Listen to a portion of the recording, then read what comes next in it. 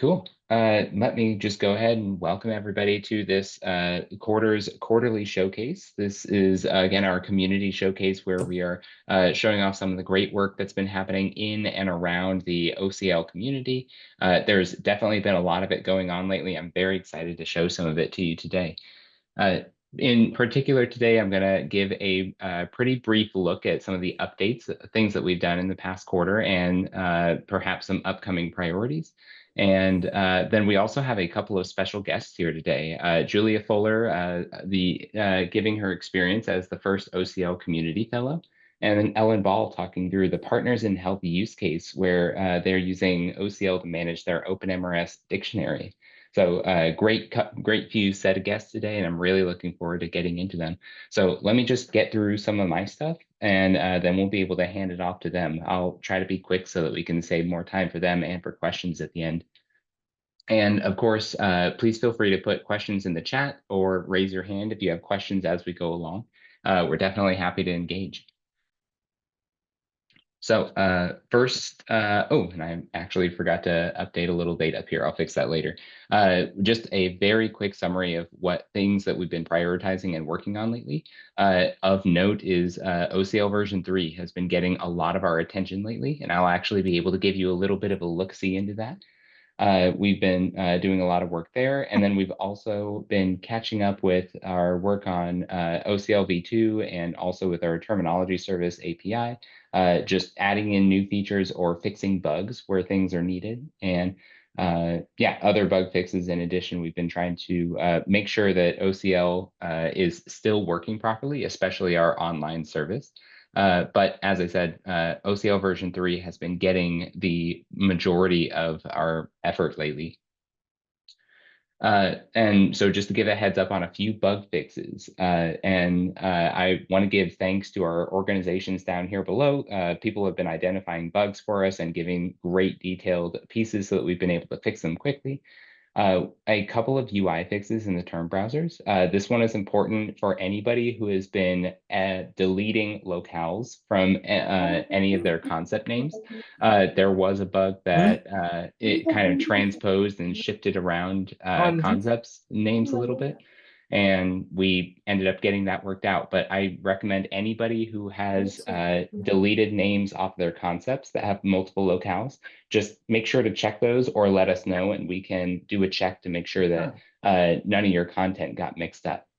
It should be pretty rare, but it did happen on a concept in Partners in Health, so we were able to get that fixed.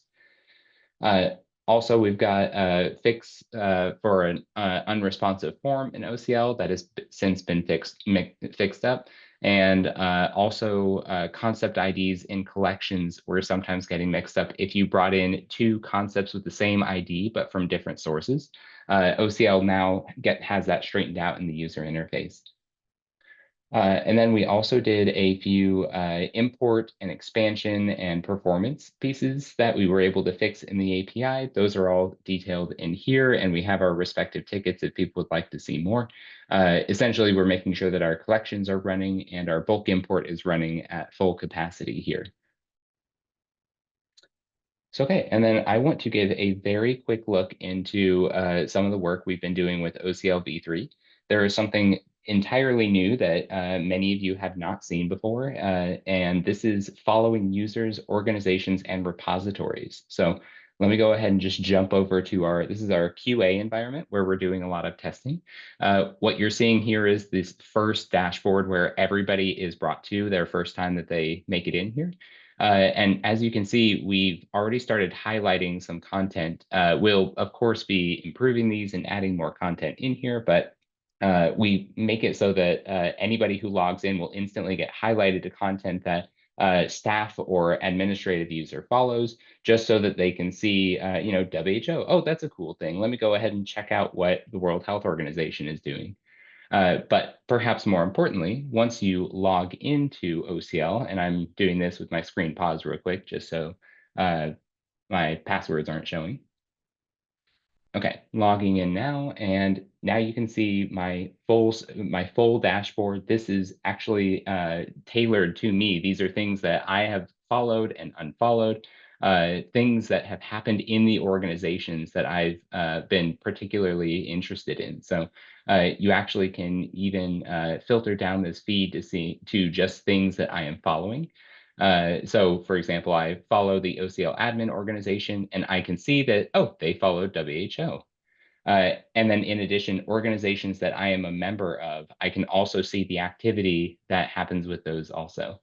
And then there's also a summary of activity that I have recently done up here. And, I've been creating sources, I've been creating source versions, following and unfollowing, and things like that. So this just gives a quick look and some quick links to the work that you have been doing lately once you are logged into OCL. So then other things that I can do, I can end up, as I said, finding content that I am interested in. I can make my way over to the CL organization, and this is how you can, follow and unfollow them. In addition, you can follow and unfollow users. So I'm just going to do a quick search for John. I know John Payne is in here. And searching in users, I found him over here. And if I am liking things that he's doing, if I'm checking out his repositories and I like it, or if I want to see who else he is following, there's more ways than ever to engage with OCL users. And so I just wanted to show that real quick. We're making sure that this is more of a community platform and that when people make updates to content that you are particularly interested in, go ahead and follow them and you'll be able to see everything that's going on there. Any questions or before I hop back over to our slides and soon our guests?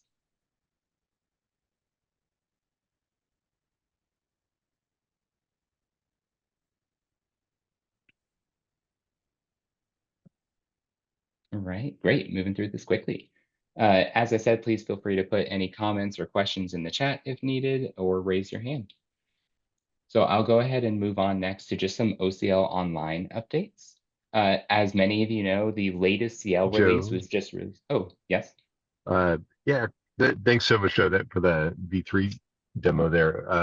I before we're kind of shifting past new functionality and features, I know there was a lot of work that went into the OCL Fire core um, related to our participation in the HL7 work group. Yeah, I don't know if you're planning to talk about specifically kind of fire enhancements in the terminology service, but might be worth mentioning those if you don't have more slides for that later. I actually have a slide that highlights our trip, and that would be a great time to talk about that. Great. All right, that'll come up very soon. So yeah, as I said, OCL went through a release very recently, which has new concepts for partners in health and for Kenya. Also keep in mind that WHO ATC drug codes and ICD-11 codes are being added to existing concepts. And also for those concerned with the Marburg outbreak, new concepts are being added in there. Also for Mpox, mental health, and other medications. As always, there's a talk thread where you can talk about this, and you can access this content on Open Concept Lab. This was just released a few days ago, so check it out if you haven't already. So then just some quick community highlights, and one in particular, as I promised for John. Rafal and I actually got the great opportunity to attend the HL7 Fire Connectathon in Atlanta, Georgia. That was just a few weeks back. Our goals there were to strengthen our position within the standards development community and also do some collaborative testing of our fire terminology service and show off some of the progress that we've made there.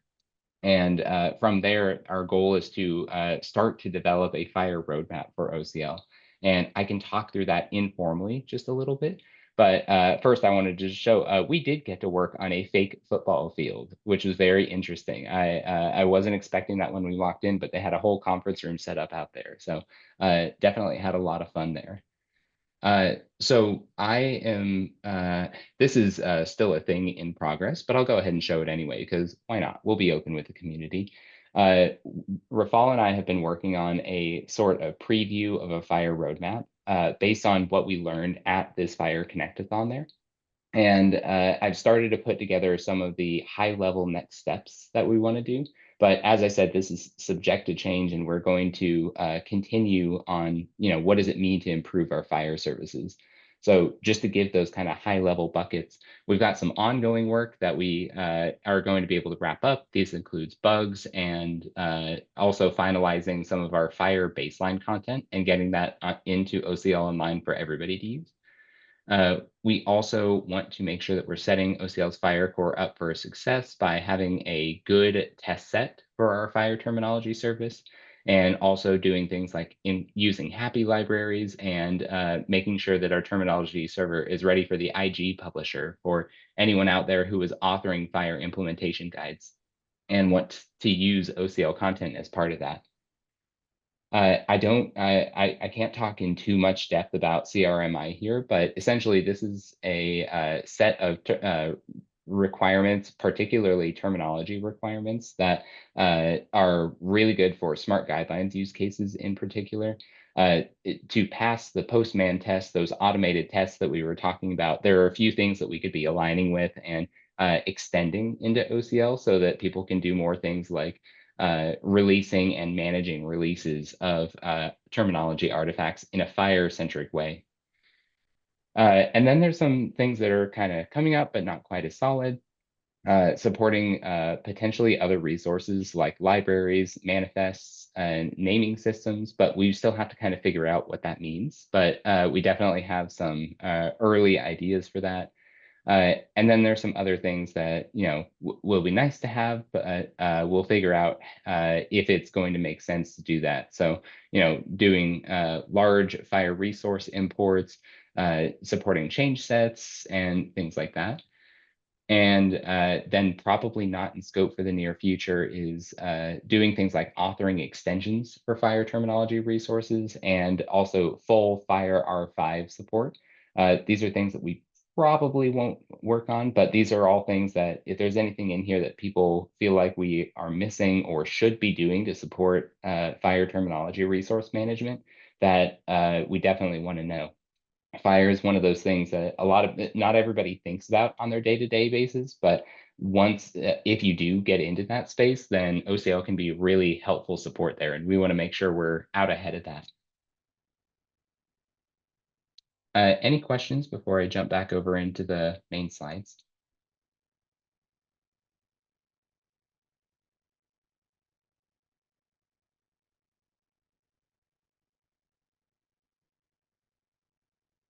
And Rafal, is there anything you want to add? Of course, we were on the trip together and had a great time, did a lot of great testing. Is there anything you'd like to add to what I've talked about already? Thanks, Joe. No, you gave a good overview. All right. Well, thanks for everybody for listening in on the technical pieces here. I know that, like I said, fire isn't necessarily for everybody, but once you are in that space, it really helps to have someone who's already starting to think of it. So, okay. Then one other thing, and this is a big announcement. I want to make sure that you might have seen it in a few of our chat threads in Slack, things like that. Please take this OCL community survey. This is helping us to understand our community of users and also to design our 2025 roadmap. It is a 5 to 10 minute survey. It is very simple stuff. How often do you use OCL Online? What terminology content do you like to use? What features would you like to see in 2025's roadmap? Things like that. We want to hear your voices. We want to make sure that we aren't missing anything. I'm sure everybody has some really good ideas and practical experiences from their work with OCL. And we want to make sure that we are hearing and incorporating every bit of that. And oh, thank you, Casey. You already went ahead and put it in the chat. Remember, responses are due by the end of this week. Please, please, please take this 5 to 10 minute survey. It will help us so, so much. All right, and then I will go ahead and introduce today's guests. So as I said, we've got Ellen Ball as our source manager extraordinaire, who's going to talk about managing the PIH dictionary in OCL. And then we've also got Julia, OCL's first fellow, to share her experiences. Ellen, is it okay if I go ahead and throw it over to you? Yes, can you hear me? Yes, we can hear you. Okay. I hope you can hear that. There's a garbage truck outside my window too. But let me try sharing my screen.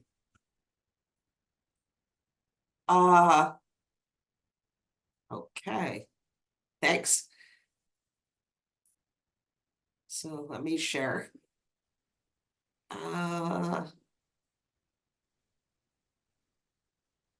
Share.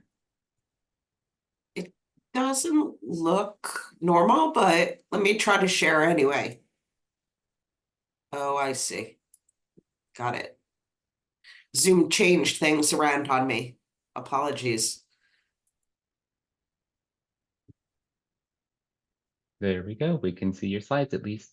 Okay, here we go. How much time do I have, Joe? About 15-ish minutes, but Okay. we can accommodate however much you need. Okay, please cut me off, and I'm hoping that the last 5 or so minutes could be used for questions and answers. And if while I'm going through it, anyone has questions or comments, please jump in. I'm probably not going to be looking at the chat window, so feel free to speak up. So for those of you who don't know me, my name is Ellen Ball. I've been working at Partners in Health for the past 20 years on EMR, and probably 19 of those years have been spent using OpenMRS and managing the concept dictionary for OpenMRS. This photo is a good one. It's showing our PAC system, our radiology system in Haiti. I do like to use it. It's not OpenMRS, but OpenMRS is used to order the radiology.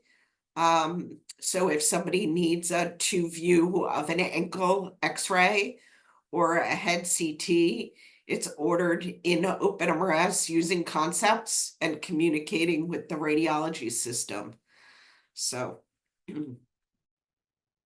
I've just added this slide, and my apologies if I've missed anyone. My initial pass was to thank Joe like 200 times for moving the community and moving me to using OCL. He's been a great help on every level.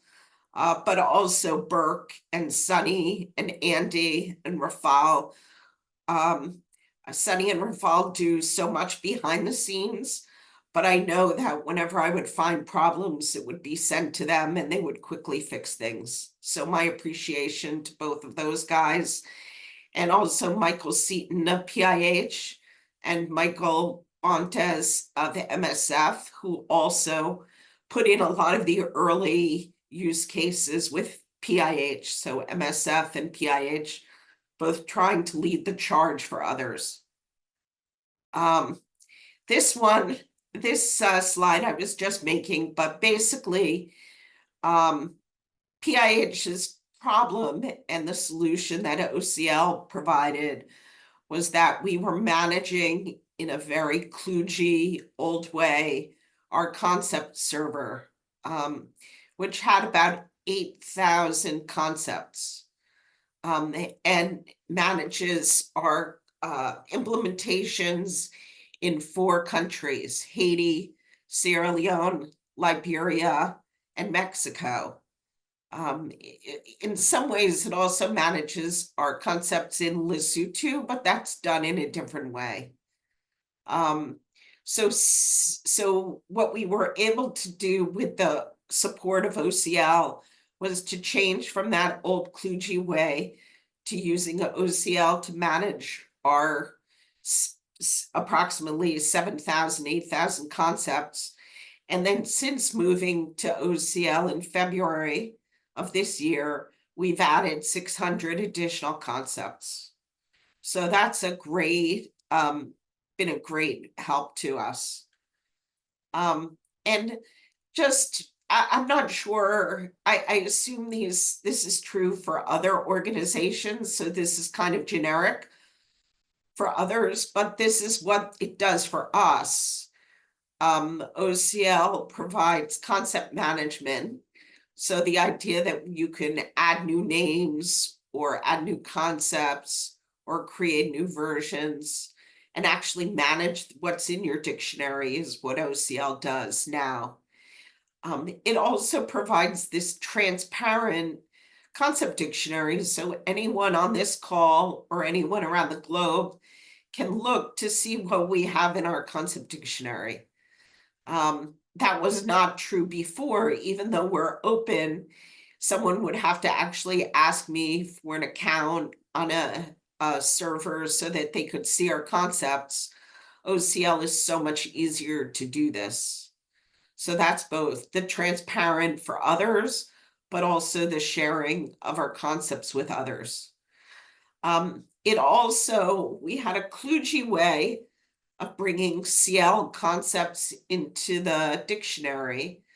My friend Rafal, who's on the call, will know, since he wrote the metadata sharing module in OpenMRS, we were still using this old module to be able to bring CL concepts into the dictionary. And now there's a great feature in OCL to do that.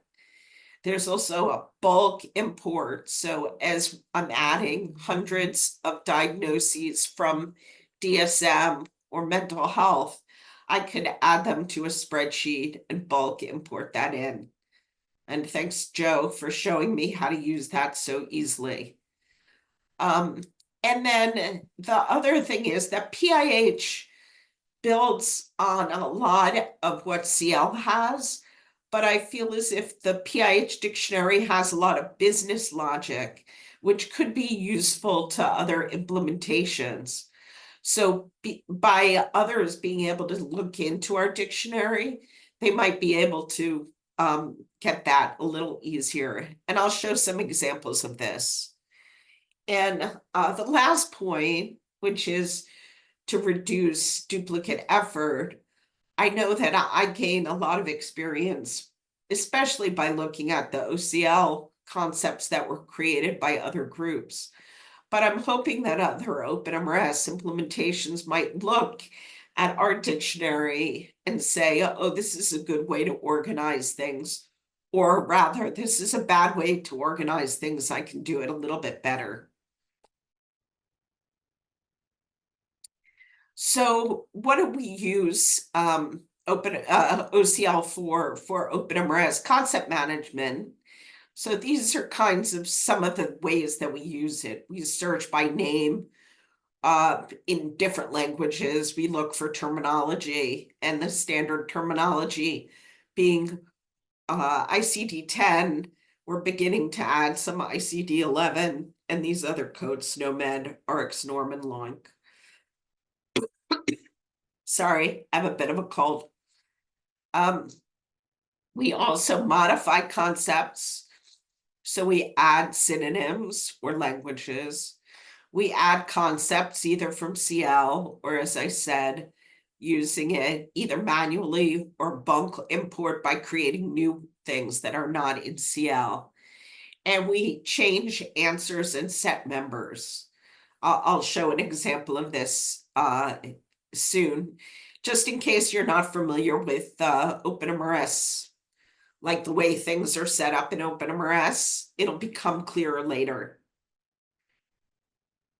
So this is the model of OpenMRS. I'm not going to get into it too much, but just to say that in OpenMRS, a lot of the same things we see in OCL are modeled in OpenMRS.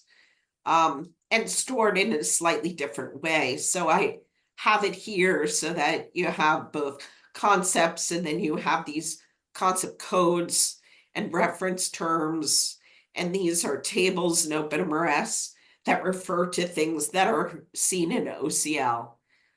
Same thing with drugs. Drugs are concepts, but they're also stored in a drug table in OpenMRS. So if you wanted to, as I pointed out, you get a new form and somebody in Sierra Leone wants to collect reasons for presentation. Why did this baby arrive at the NICU? And you want to be able to collect that jaundice is one of those reasons. Then you would look in OCL for, let's say, neonatal jaundice, and you would be able to find that match and use that concept in OpenMRS. If it's not there, then you would go about adding it, either by adding it manually, or the preferred method is to use CL to get a concept to do that. And then here I'm just pointing out I'm hoping you can see my whole screen. So, so here, for this one concept, when you look it up in OCL, it has these various things. So here, for instance, is our PIH map 9441. And that is the concept ID, the internal concept ID for PIH. And then the preferred English name is neonatal jaundice, but you could also have additional names in other languages. For partners in health, we have Spanish and French, and also Haitian Creole. So you would see those too. And then in the OpenMRS world, we also have these class and data type. So the class for this is a diagnosis, and the data type is NA. It could also be coded or numeric, but in this case, neonatal jaundice is a diagnosis and the answer to what this baby presented at when they arrived at the NICU. And then the final thing you would see that on OCL is this external ID. And in OpenMRS, that's the OpenMRS concept UID. Okay, so what happens if you can't find a concept in the PIH dictionary? So our colleagues would ask me, I added to a PIH proposed concept spreadsheet. If I think that it's worthy of adding CL, which many of them are, I would reach out to Andy Cantor and have Andy add it, or I would manually or bulk import a concept to OCL.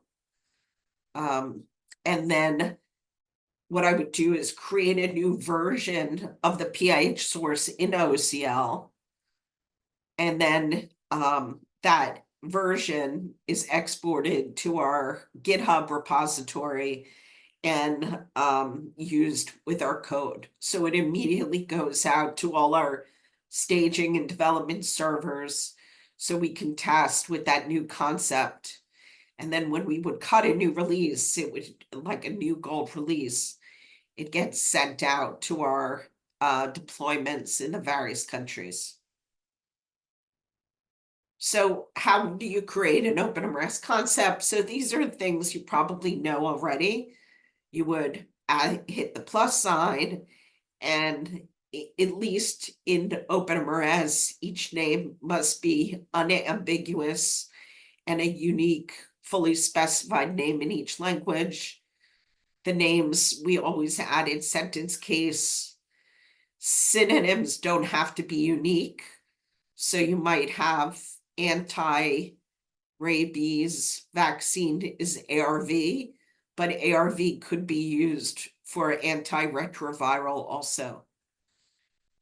Data types are driven by what's being collected, so non-applicable for things like yes, which doesn't have an answer, or neonatal jaundice.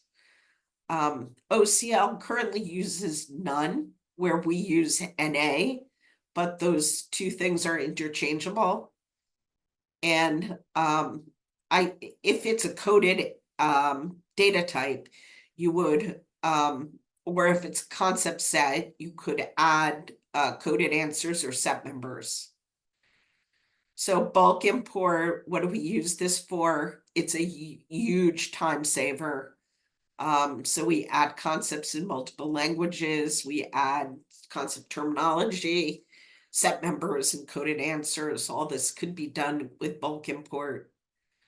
I also point out one of the reasons why you might want to look at the PIH dictionary is CL does a fabulous job with concepts, but we actually use concepts in various ways that are used by OpenMRS to guide, different sets, and I'll show examples. So here, for instance, on a mental health form, we might limit diagnoses to this set of about 40 mental health diagnoses. So this is a subset of what those things are. CL has each one of these in its dictionary, but they're not grouped together in a convenient set. So this is one area that might be helpful. Another is our users wanted to know during an OBGYN visit, while they're doing family planning, they might not need to provide different family planning methods if the woman has already had a sterilization procedure. So in this case, under family planning, it would say that the procedure, C-section with tubal ligation on a particular date. And then they don't necessarily have to fill out the family planning section. Here's another convenient set. So this would be for NCDs. It's possible when you get data out of the system and report on it, you might want to be able to determine, did this patient have any diagnoses that were part of NCDs or non-communicable diseases? So like COPD or different varieties of diabetes would be part of this set. And this would be used for data output of the system. We also, for our labs, organize all the different labs that can be ordered and to show results. So they're organized in these sets, and within these sets, different panels and different lab tests are organized. And it might be different, like Sierra Leone might have a lab device that we don't have in Haiti, or vice versa. And so they're organized by this. So this is specifically for Sierra Leone. And drug orders, we might want to show all the drugs just for antiretroviral for HIV patients. So that's all I have, and I would open it up to questions. Thanks.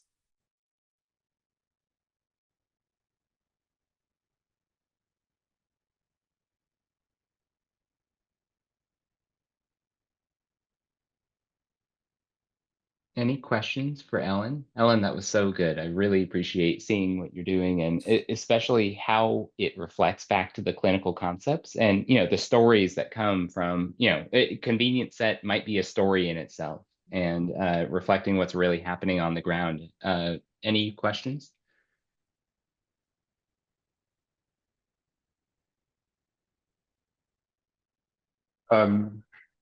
If there aren't others, Ellen, I might be opening a large can of worms, but I guess that felt like one of the best kind of overviews and summaries of the partnership collaboration between OpenRMS and OCL that I've seen. And so just thank you so much for putting that together and communicating it so effectively, and just for years of collaboration that's helped to get to this point.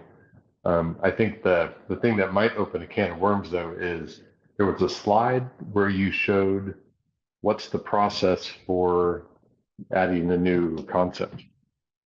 And one of those check boxes where you get to the point where you add the concept, it feels like there's actually a pretty big process potentially there, where how do you get to the point where you make the decision yes, we're going to add it, and this is the way we'll model it. And I'm wondering if you might just say a word about that. And like, is that something where you have a methodology around, like, doing that research and asking the follow-up questions from the forums and the teams, and where you make that decision ultimately? Is that, or is it kind of each time you might approach it a little differently?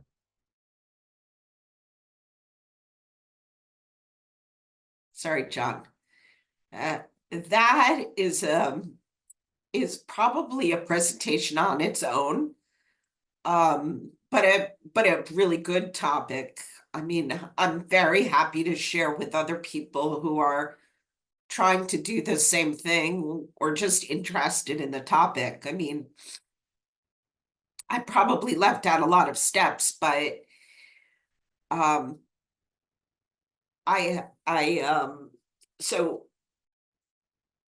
so before you hit that plus on this screen that I'm sharing, you would definitely look to see, like, try to do a really good analysis of what's being added. If something, even if it doesn't have the same name, that you might have a synonym or want to add a synonym. Because I can think of, like, I showed a concept called NCD, diagnoses. Obviously, NCD could also mean non-communicable diseases. So if somebody's only looking for that, they're not going to find it. So it helps for people who are managing concepts to really understand what's in the dictionary and clinically what some of the terminology means. And that's a challenge for me because I'm not a clinician, and so I don't always know what certain things mean. Am I answering it, John, the way you want? Oh, well, it's a great start, and I totally agree. That's probably an entire session. That might be a good one for us to post in the future. But thanks so much, Ella. Yeah, I'd be happy to help with that.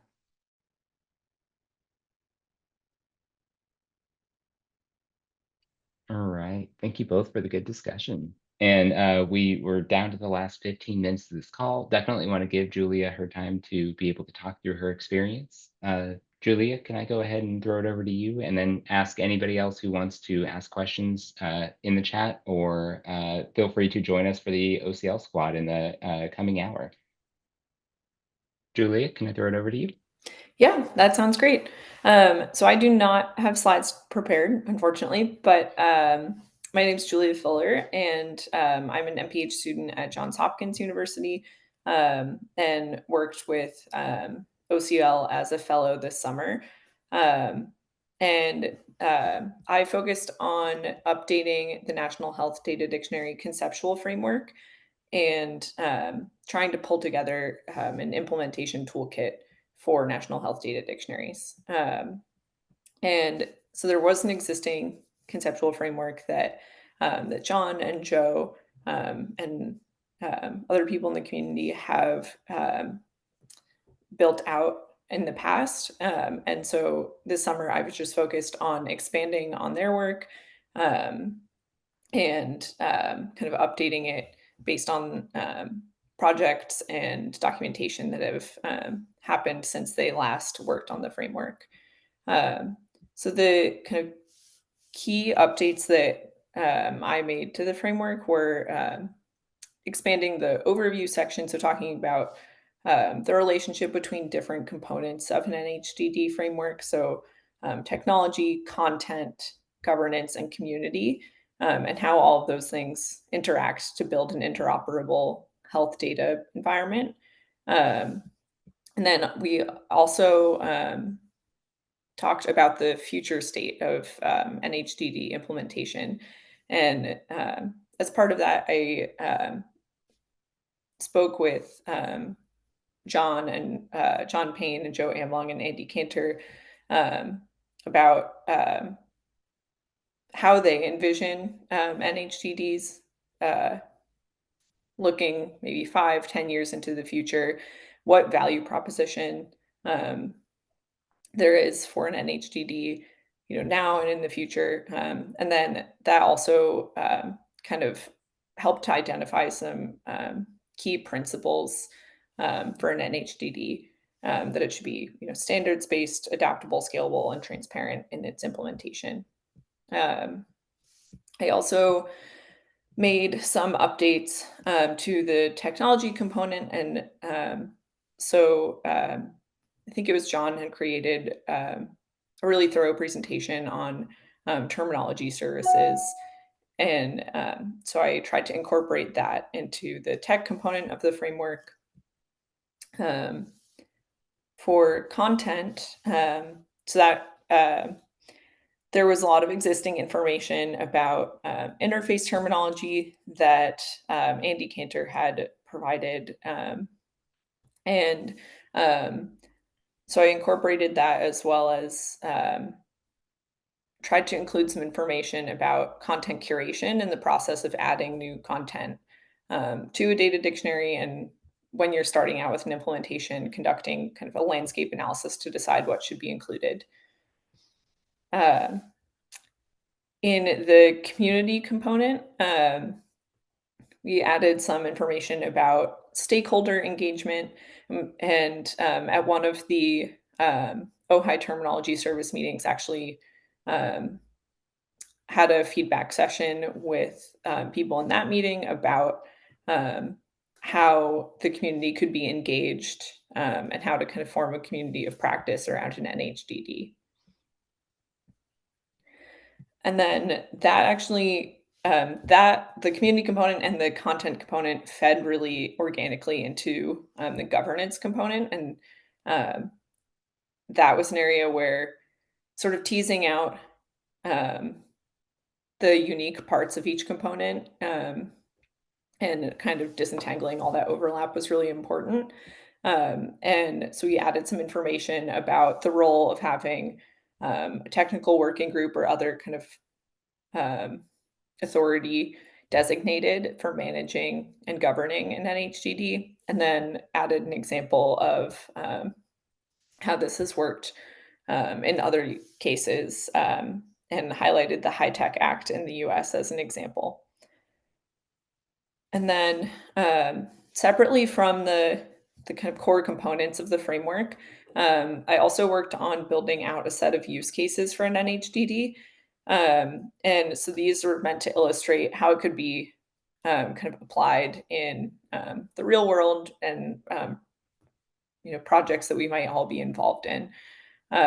So there were some examples from Brazil's IPS implementation, the WHO SMART guidelines, as well as some work from the Kenya National Health Terminology Service. So I had a really wonderful time working with John and Joe and Andy and Jeffrey on the conceptual framework this summer. I feel like I had some experience coming into it, working on digital health projects, but it was great to learn about kind of a different component of some things that that I maybe had been exposed to. And I feel like I came in with not much of an understanding of terminology services, and left feeling like I really learned a lot, and had a great time doing it too.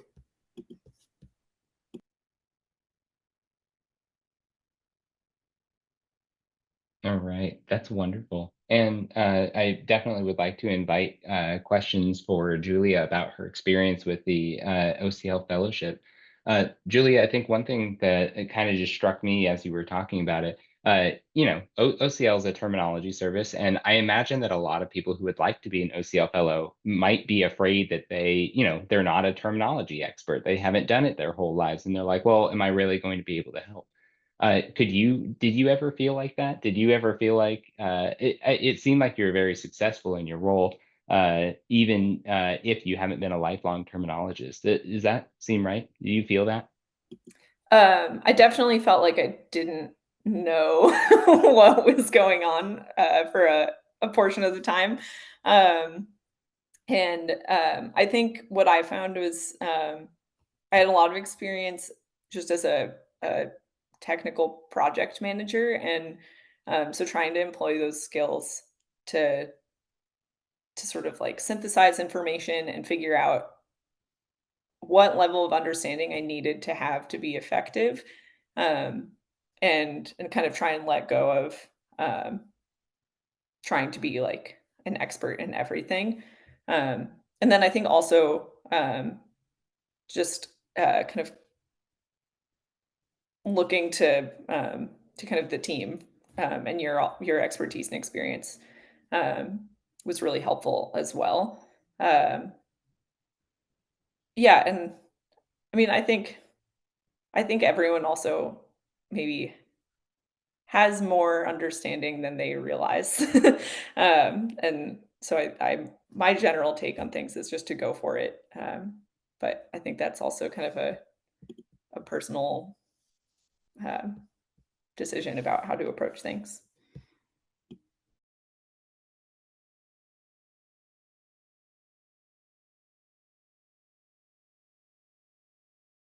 All right. And Julia, there is a question from Naranga in the chat. Do you see that question? Yeah. I mean, I think I maybe would defer actually to John on that one. But it does seem like from the documentation I looked through that Kenya is taking a really structured approach, and so a lot of what I incorporated into the framework was actually like kind of pulling from what Kenya is already doing. Um, so I'm not sure that I have any specific recommendations.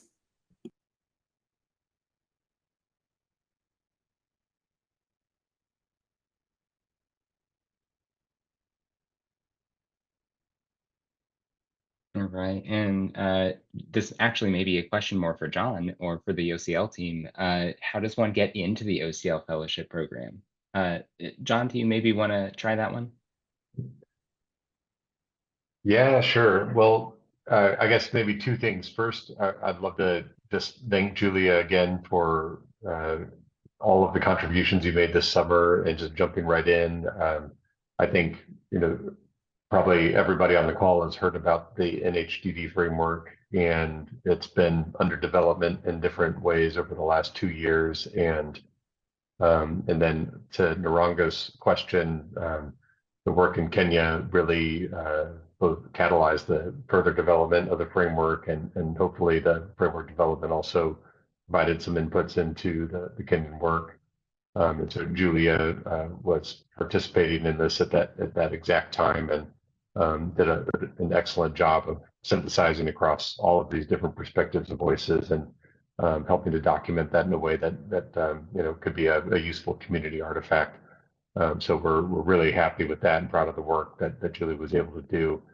Um, so OCL has had a few different fellowships over the last 10 years, but this was the first that was like officially OCL's community fellow, with some of the kind of resources provided to invest in community strengthening activities. And we are planning to do that again, but we are still defining what's the exact program going to look like. If there is interest from anybody, we would love for you to reach out and hear about your interest. And because at this time, we are more kind of handling this program kind of in an exploratory way as we kind of develop something that's more systematic. So yeah, so I think definitely reach out. We'll definitely have another one, fellowship program that we support in 2025. So let us know if you're interested in learning more.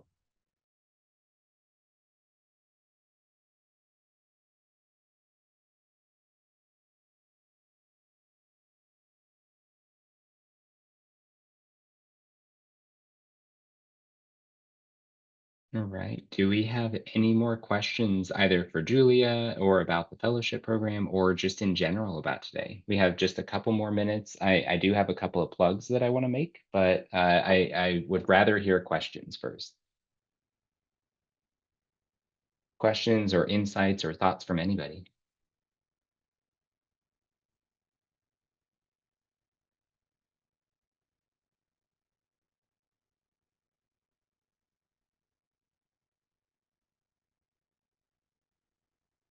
Naranga, go ahead. I Hey, see your hey, hand up. Joe. If you have more information about the fellowship, like its duration, the commitment, and the selection, all of that, if you can share with, there could be others who are interested in that. Also, you could probably use Shariki, let's serve as a potential place to, find future candidates. And by the way, Julia, great work. Thank you.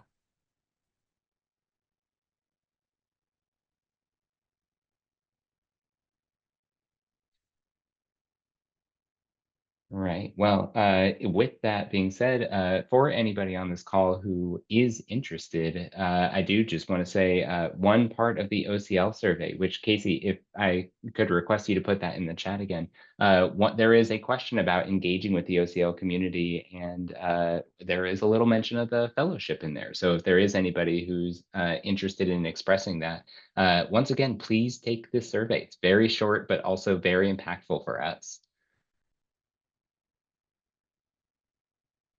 And then I do, Agbons, thank you for your chat. I do see you in there to share this with other countries. I'm assuming that is referring specifically to the OCL fellowship, right? Yes, that's correct. I know that's something the Nigerian team has been working on for some time, and then it's beginning to get traction. So it may also be useful to see how that can be shared, because I believe there will be also other people who may be interested, particularly the first grade team. So yeah.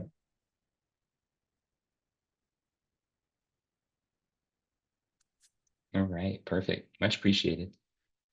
And then Casey, thank you for sharing your screen up here. This is our ways to get connected with us. Mailing list has quite a few things, events that are sent out for everybody. You can sign up for that at openconceptlab.org.